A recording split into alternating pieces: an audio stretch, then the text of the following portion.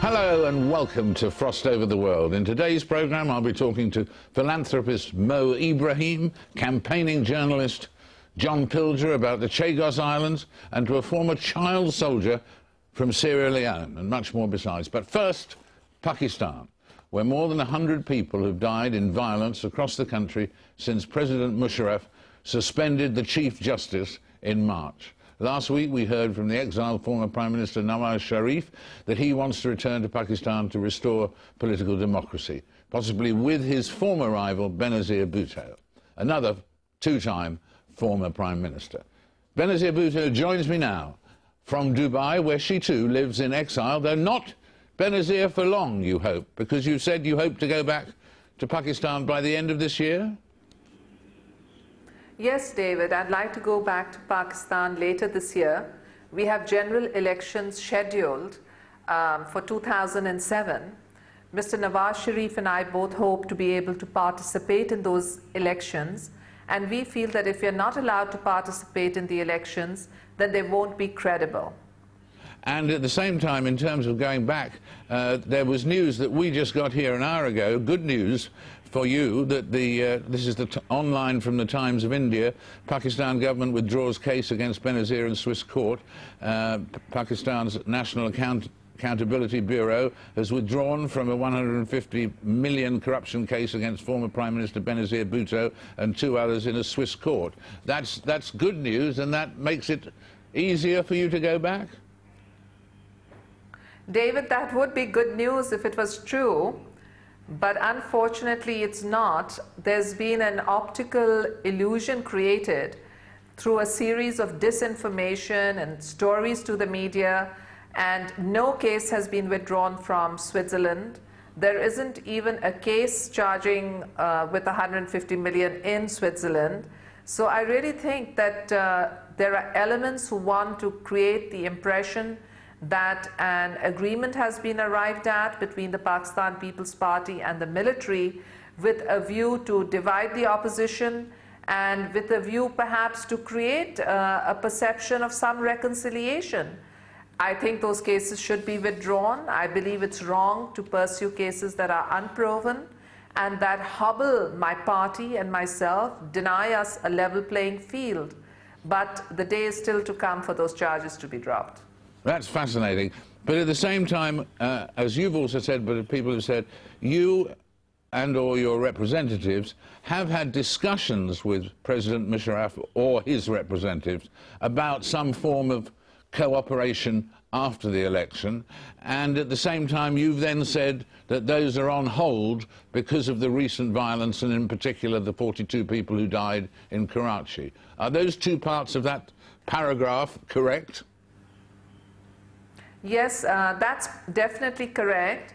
I believe that it's very important for negotiations to take place to facilitate a transition to democracy. And because my party is very keen to facilitate the transition from dictatorship to democracy, we have had contacts with the regime. But unfortunately, those contacts have not borne fruit. And following the violence that took place in Karachi on May 12th, when 48 people were killed in one day, it became totally inappropriate for us to talk about any understanding with the present regime. There's a lot of anger. But having said that, and while there's no deal with the present regime, I do think that it's important for the moderate forces to unite to undermine religious militancy and extremism in my country. And in fact, you wouldn't rule out there being some form of cooperation with Musharraf later, when this inappropriate phase has passed, if it was something that would lead to democracy? If there's a transition to democracy, certainly we could look at it. But my concern is that General Musharraf's regime is still living very much in the past. For example, the crisis in Pakistan has been generated with the sacking of the Chief Justice of the Supreme Court of the country, who is now suspended. And my party feels that the regime is allowing this tension or this crisis in the country to continue. It could simply reinstate the Chief Justice and diffuse the crisis. But it's not doing that because it still believes that it can get away with undermining the judiciary.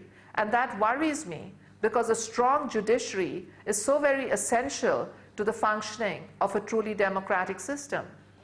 And in terms of democratic system, could you and Mr. Nawaz Sharif go back to Pakistan if President Musharraf kept saying no?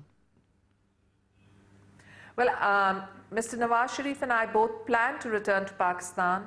I must say, David, I was deeply disappointed when General Musharraf said a week ago that insisted that he would stop Mr. Nawaz Sharif and myself from returning. But I believe there's a growing groundswell that believes that by isolating the top leadership of the two main moderate parties in the country, Pakistan is falling deeper into a crisis.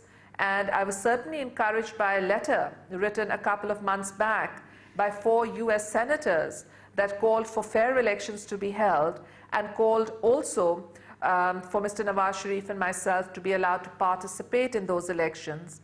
The British High Commissioner, Robert Brinkley, also made some very important statements relating to the restoration of democracy. So I feel that within Pakistan and also in the international community, there's a growing realization that to undermine the forces of religious extremism and to deliver to the people of Pakistan, it's very important to restore democracy.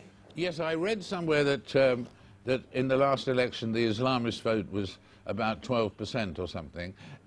Do you think it would be bigger or smaller than that in the election later this year, assuming you're both fighting it? I believe that the Islamist parties have certainly weakened. They've formed two governments in the frontier and the Balochistan provinces, but they haven't been able to deliver to the people. So there's a great degree of disenchantment with regard to them. The Islamists also supported General Musharraf's passage of certain very unpopular laws that denied Parliament its true representation and strengthened the presidency. So they've lost ground. And if the elections are fair and free, I don't see the Islamists doing well at all. And would the two of you, you and Mr. Nawaz Sharif as the democratic figures, would you vote, would you campaign more? Would you campaign together as a joint party or as two separate parties? And how would you work out who would be Prime Minister? Well, Mr. Nawaz Sharif and I are together in an alliance for the restoration of democracy, and both of us have pledged to the people of Pakistan that this is not just about the change of political leadership in the country, but it's about changing the political system itself.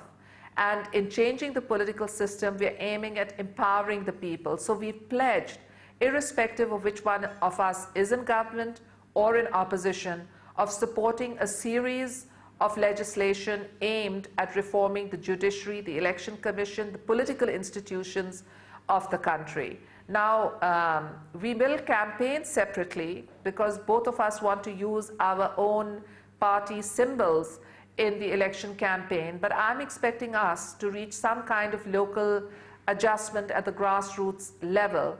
And I'm very delighted with Gallup polls that presently show that the Pakistan People's Party is the most popular party in the country, and that were Mr. Nawaz Sharif and I to work together, our joint coalition would win the elections hands down. Right, and one part of the Constitution you've also got to change, haven't you, is in order for either of you to have a third term, because theoretically 2 terms is the maximum, isn't it? How long would it take to change that? Well, certainly we need to lift the ban on the twice elected Prime Minister seeking a third term. Now, while discussing the transition of democracy with the present regime, this is also an issue that has come up because we feel that there ought to be a balance of power between the president and the parliamentary leader.